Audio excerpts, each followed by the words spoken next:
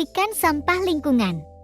Dikenal sebagai serangga menjijikkan karena terbiasa hidup dengan memakan kotoran, ternyata lalat berperan dalam membersihkan sampah lingkungan.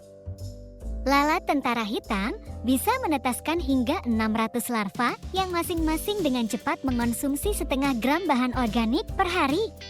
Keluarga kecil lalat bisa memakan hingga satu tempat sampah berukuran besar setiap tahunnya. Dikarenakan kebiasaan ini, kita nggak perlu berurusan dengan sampah.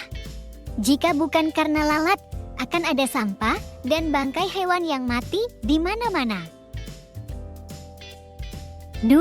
Pengendali hama tanaman.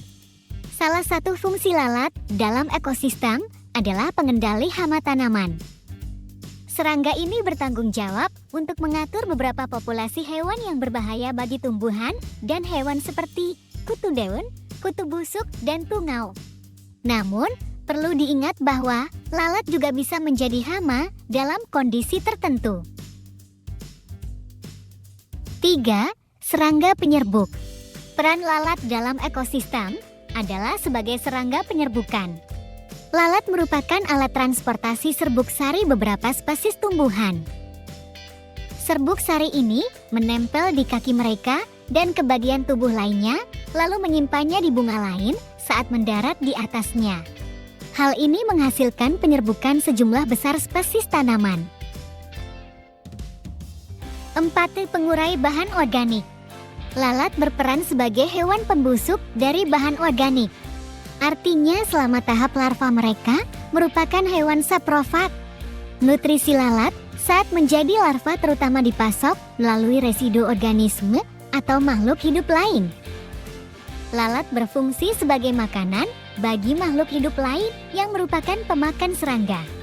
Hal ini membuat lalat memiliki fungsi vital dalam keseimbangan alam ekosistem.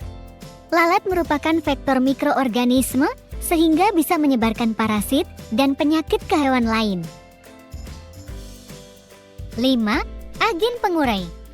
Meski terlihat menjijikan, lalat dan larvanya merupakan bagian penting dari agen pengurai atau pembersihan alam. Lalat tip akan bertelur di bangkai yang sudah membusuk. Telur ini kemudian akan menjadi belatung yang memakan daging yang membusuk dan membantu memecah bahan organik menjadi komponen penyusunnya. Proses pencernaan ini kemudian melepaskan nutrisi kembali ke tanah.